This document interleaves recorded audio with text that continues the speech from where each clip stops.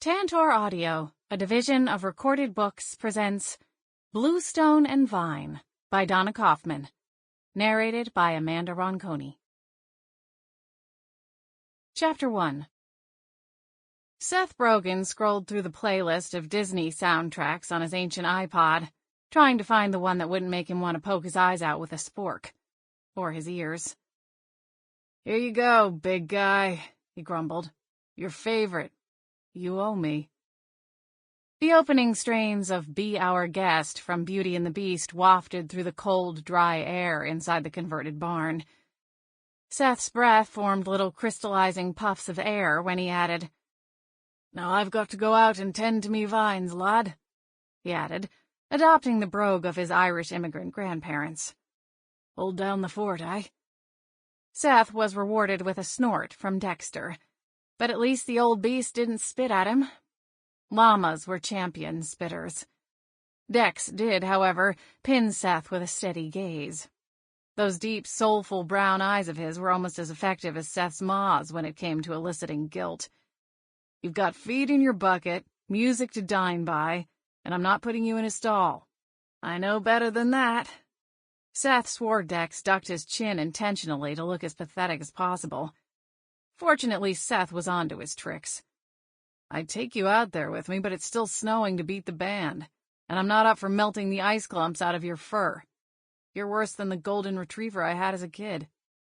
Dexter lifted his head, and though clearly unmoved by the speech, the music seemed to mollify him enough that he didn't follow Seth when he walked across the sawdust-strewn dirt floor to the makeshift office he'd set up inside the end stall. Knowing better than to look back or make any kind of eye contact that Dexter would immediately take as a change of heart, Seth grabbed his winter gear off the wall hooks with one hand as he checked his laptop to make sure the Wi-Fi was still back on. He was hoping to see a reply from the new distributor he'd met with the week before. Wi-Fi was a go, but no incoming mail. "Yet," he murmured, still feeling optimistic.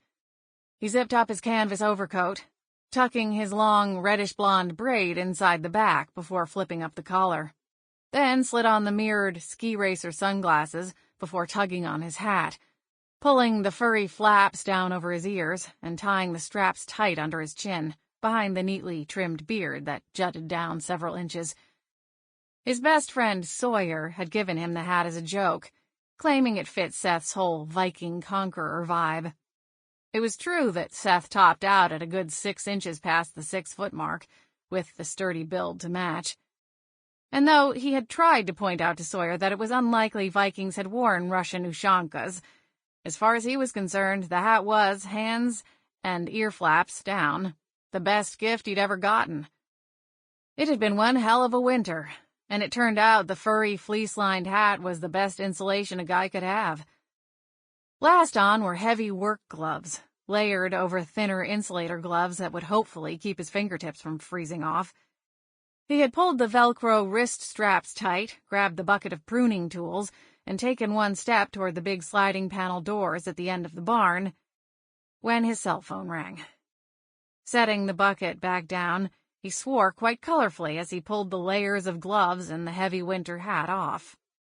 He knew who that ringtone belonged to, and chances were he wasn't heading out into the godforsaken snowstorm for at least another 20 minutes. "Don't be mad at me," his baby sister blurted, before he'd even had a chance to say hello. "Happy Friday to you too, Mouse. And don't be silly, I love you." He said that quite sincerely, even as he girded himself for what was to come, certain it wouldn't be anything good. It never was with Mouse. Normally she went for the over-the-top ego-stroking, mixed with her own brand of adorable, youngest of 6 wheedling, because she knew he was a sucker for it, the latter part at any rate. So this rather alarmist preamble didn't bode well. Not at all. "Also," he added, "Ma would skin me alive if I so much as ruffled even one of your pretty red ringlets, so you've got that going for you." "I've cut them all off, so you're safe." His eyes widened in momentary surprise, even as he laughed. "Well, I'm not the one you have to worry about, then. Does Dad know? You might be responsible for making a grown man cry." "It was for locks of love, so he can't say a word." Well, he could, and he probably will. But it was for charity. And if there's one thing he's got a softer spot for than my pretty red ringlets, it's sick children. Besides, I think I've humored him long enough. I've been wanting that blanket off my neck for ages, and before you say it, I looked like an old Irish nanny when it was pinned up. I love the new-do. I think it suits me. Sounds like everybody wins, Seth said, well aware of the benefits of remaining neutral whenever he could manage it. Now you've officially got the longest hair of the lot of us, Mr. Man-Bun. He could picture the cheeky grin on her pretty face. As much as Dad loved those red curls of mine that always reminded him of great-grandmama. God rest her soul, she said, in a dead-on imitation of their old man. He certainly hasn't been a big fan of your lengthy locks. I had my head shaved for 10 years while I served in the army. I'm reveling in my freedom from hair tyranny. Well, if you're wondering what to get Dad for Christmas, the man bun and the even more fantastic stout beard stay as is. Anyone with a differing opinion is welcome to try and come at me with the cutting implement of their choice. Don't look at me, I get it. It's like my life in reverse, Moira Brogan said, then laughed. You probably don't want to know this, but every time I post a photo of you on one of my social media accounts, women of all ages get downright swoony. Man buns and beards are total clickbait, as it turns out. Click what? Personally, I don't see it. But then they didn't have to grow up with you slathering your face in pimple cream. You must be confusing me with Aiden. The only thing I slathered my adolescent face with was shaving cream, being as I was so manly I had to shave by the time I was 14. You have a very active imagination. He chuckled. So, what was it you thought I was going to get mad about? Why the call? Oh, she said, all the cheer evaporating from her tone. Right. He lifted his brows and waited.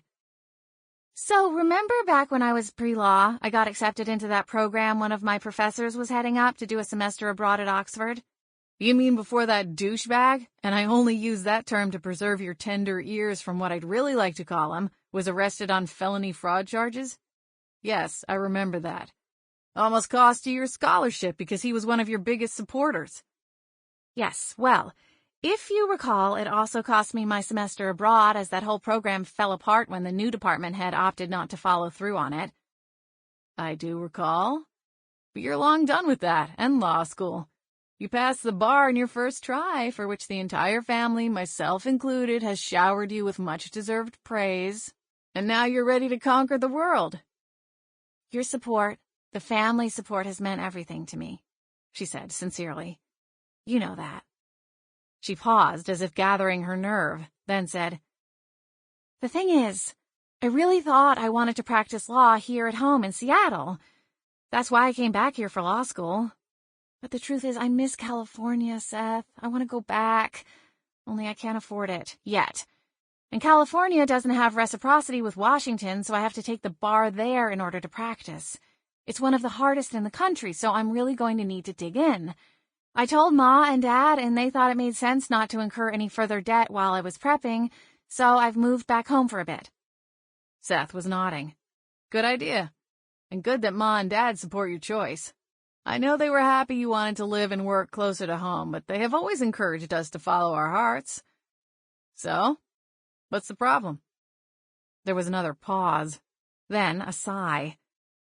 I'm 25 years old, Seth, with 2 degrees, one of them from Stanford, and a license to practice law in the state of Washington. Only now I'm back in Seattle living at home, and it's like I'm 16 all over again. Dad actually said something about my missing curfew last night at dinner. Curfew! Seth grinned, knowing Mouse would give him a knuckle pop to the shoulder if she could see his expression right then. I love Ma and Dad more than life, but did you ever wonder why I moved across the country to Virginia when I got out of the service? I know, she said, sighing. I'm not ungrateful. I'm truly, truly not. They're being so great about all of this. But I'm the only one of us at home. The focus is pretty intense. Dad always worried about you most, Mouse. He knew you were the last one, and I think he wanted to slow things down, make your childhood last a little longer. And that came out as him being super strict. Ma, she just misses having her house full of running feet and squabbling kids. The silence is probably deafening. Except when Aiden or Kathleen bring the grandkids, she said, referring to their older brother and sister. Then it's mass chaos, and about as suitable for studying as my old dorm apartment. Worse, really. I love my niece and all of my nephews to pieces, but it's like a Mickey Mouse frat house when they're here. Seth chuckled again, knowing it was true. So what, you want a plane ticket to London? Isn't it a little late for an exchange program? You remember my favorite Christmas movie, right? Having spent the first 18 years of his life in a house filled mostly with women, had taught him a few things. So, without hesitation, he said, "Sure." Then prayed like hell she didn't ask him to name it. I watched it again over the holidays, and I got an idea. She let that hang, as if he should easily put two and two together at this point. The pause on his end must have gone on a beat too long, because she said, "The holiday? Jude Law, Cameron Diaz?" When he still said nothing, she added, "Kate Winslet?" "Oh," he replied, when it finally clicked. "The house-swapping one?" What could he say? He liked Miss Winslet. And Christmas movies. Then he did put two and two together, and his brows furrowed. "What have you gone and done, Moira Aileen?" "Well," she said, the wheedling tone finally surfacing, "I am trying to save money like Ma and Dad want me to. I've managed to scrape together the airfare and basic living expenses by working part-time at the pub, so I'm not dipping into my savings." That also had him lifting his brows. Their folks owned and ran a traditional Irish pub, where all 6 of the Brogan kids had put in countless hours of indentured servitude. Or at least that's how it had always felt to all of them. Except for the oldest, Aiden, who now helped them run the place. Moira, on the other hand, had gone out of her way to make sure she put in as few hours as possible. "Did you now?" he said, a smile in his voice, along with a hint of the old country. "I did," she repeated, not taking the bait. "I'm being smart about this, Seth. Uncle Sam will come calling on me to start paying my avalanche of law school debt shortly. Once I pass the bar and move to California, paying the bills and paying my student loans will be my sole focus for years to come. There won't be time or money for travel." She paused for a breath. Then the sweet, affectionate, cajoling tone returned. "This is my last chance for a little adventure, big brother." "So what? You want me to tell Ma and Dad that you've invited a stranger to come and live with them for a bit while you pop over to Europe?" Actually, Ma and Dad weren't all that upset when I explained the idea to them. That had his brow lifting again. "I can't imagine Dad being okay with your going off to stay in some stranger's home." "That's just it. She's not a stranger. Well, to me personally she is, but you do remember Katie MacMillan, right? My first college roomie? You've met her. You know we're still close, even though we're a continent apart now." "I remember. Straight over from Ireland, going to university in the States," he said. "You brought her home for Christmas that first year. I was back home on TDY." He chuckled. "Nana Aileen talked to her for hours." "Right, they were both from Donegal," Moira said, talking faster now. "Well, it's her sister I'm trading with. Katie's meeting me there to get me all settled in. Ma and Dad loved Katie, and they're excited because it means I get to go see our homeland. I'll be the first of us kids to go, Seth. You've seen more of the world than any of us, and I know it wasn't in a good way, but surely you can understand my desire to see more of the world than our own backyard." The excitement in her tone was palpable, and he did indeed understand the itch. "So are you just calling to get my blessing, then? Because it sounds like you've got it all figured out." "Not exactly." "Moira Aileen," he said, caution in his tone. She rushed right back in. "So Katie's sister, she's looking for a getaway herself. She's been to the States before, but this time she really wants to just tuck up and get out of the fray. She was hoping for something longer, like 3 months, but she agreed to 6 weeks, 8 at the outside, so that's probably all it's going to be." "Okay," he said, still suspicious. "Seattle is a great place. You know I love my hometown, but it's not really, tucked away." He heard her take in a slow breath. The Blue Ridge Mountains, on the other hand. She let that trail off. His mouth dropped open, then snapped right back shut. You didn't. Seth, you've got that big, beautiful place out there, and God knows it couldn't be more remote. It's perfect. What better place for Pippa to hide out than at a gorgeous mountain winery in the middle of nowhere? Pippa? Katie's sister. And she won't be in the way, honest. She's very self-sufficient, and the very last thing she's going to want is to draw attention to herself. Then the other part of what Moira had said sunk in. Hide out? What is she hiding from? He asked.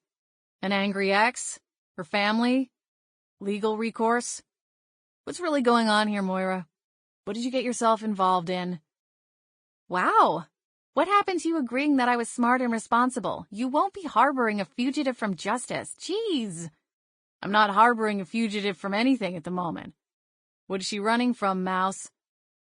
He waited, but when his sister didn't say anything, he said, You do recall that my stint for Uncle Sam was with Army Special Forces. I'm good at interrogation. Okay. She let out a long breath. So it's like this. Pippa is Pippa MacMillan. She paused, but when he didn't say anything, she added, The Irish singer. Still nothing from him. Well, she's a much bigger star in the UK, like Bono big. But she's had pretty good crossover success here in the States. She's a folk singer, so not exactly a household name here, but over there she's crazy famous. If she's some big-time star, why does she need to swap anything? Sounds like she could rent a place anywhere she wanted to go for as long as she wants. She could, yes. But over in the UK, she's been pretty hounded by the press. If she signed any kind of lease somewhere, trust me, they'd find out and stake out the place and it would all be for naught. When I contacted Katie to tell her my idea on a house swap, I asked her if she knew anyone who'd be willing. She and her sister are very close. Katie knew Pippa was going through some stuff, and she thought this might be the perfect way for her to duck out for a bit without it being all official. If she just swaps, she can hop on a private plane, come here, and no one is the wiser. I mean, I'm sure she'll tell someone she trusts, so no one worries that she suddenly vanished, Moira hurried to add. She just needs to get away from everything and everyone for a bit. Katie told me she's had some health issues, and for the love of God, Mouse, please tell me you're not sticking me with some stressed-out, spoiled celebrity who's doing her own brand of self-rehab. It's not like that, Moira broke in. Then her tone softened and grew a lot more serious. She's had some problems, but not the drug or drinking kind. She had some kind of surgery on her vocal cords a while ago. I don't know all the details myself, but there's a lot of speculation about whether she'll ever sing again. Hence all the press hounding. Katie swore me to secrecy about her coming to Virginia, so you can't say anything either. That's the least of your concerns at the moment, he said darkly. Seth, she said quietly now. Please? She needs to rest, and for that to happen, it needs to be somewhere she can be incognito.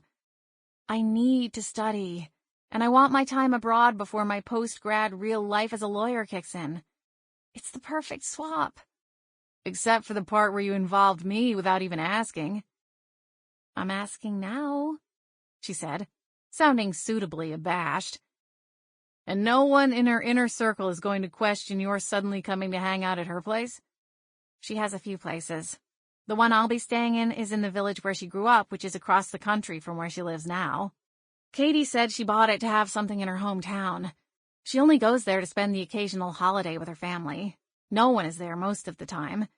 Katie is going to meet me there, introduce me around as her friend from college, which is the truth, and say that Pippa was kind enough to loan me her place for a bit to study. It's all good.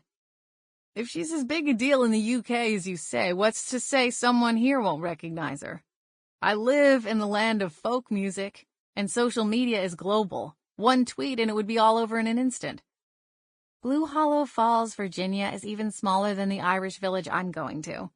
Every single person who lives in your little burg knows you, loves you, respects you.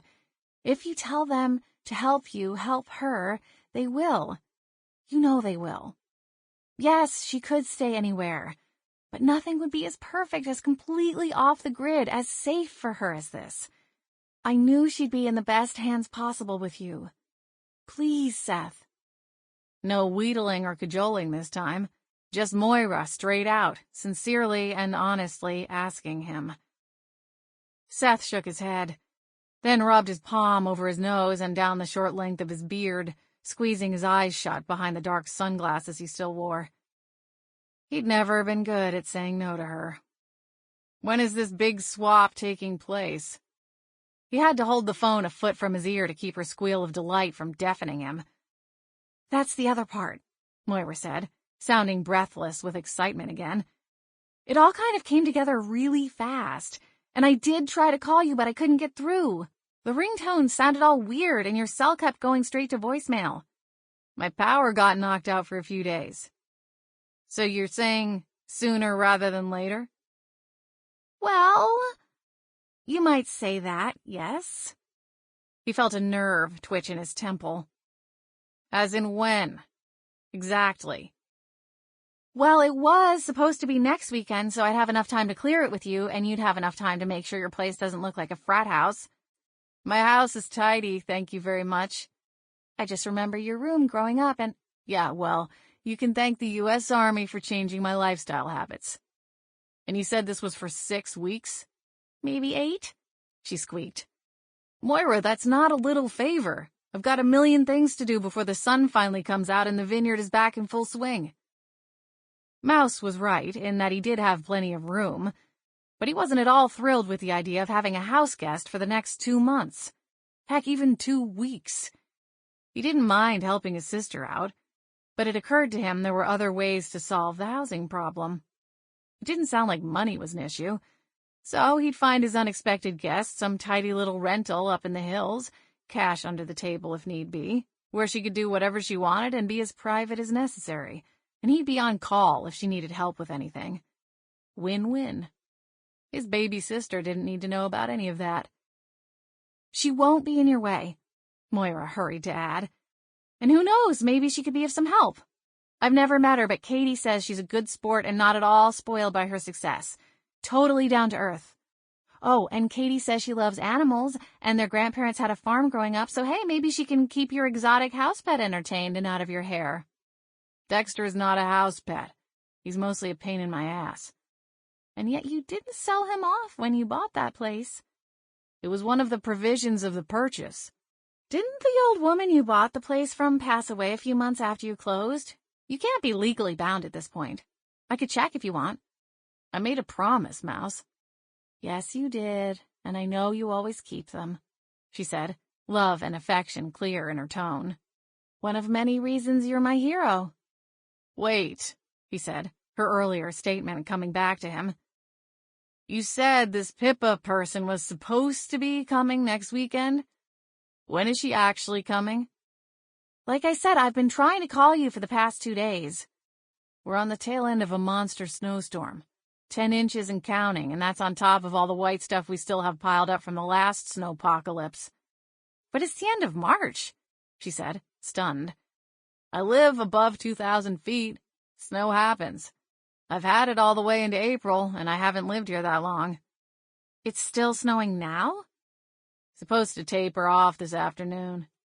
He heard her swear, which didn't happen often. Moira Aileen? Stop calling me that. You sound like Ma. I'm going to sound like Dad here in a minute. When is she coming?